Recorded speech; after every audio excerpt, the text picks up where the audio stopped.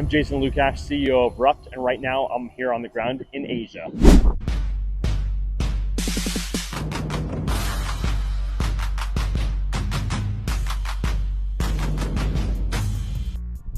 I'm here because the industry is holding its breath. Tariffs, tension, total uncertainty. Most competitors are pulling back, production slowing, and some are even shutting down. This is how the chaos of no inventory starts, the same kind of perfect storm we saw during COVID. But here at Rupt, we don't sit, we don't wait, we move, we act. We're producing more inventory, scaling faster, and operating at full throttle. If you remember, we have 3 global production facilities and inventory ready to ship. And with our flat rate logistics to 65 countries around the world, at Rupt, there's no guessing work and no delays.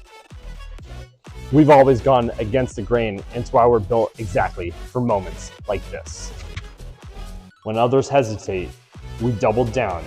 When others wait for the market to cool, we turn up the heat. This is Rupt, built for speed, designed to disrupt, ready for whatever comes next.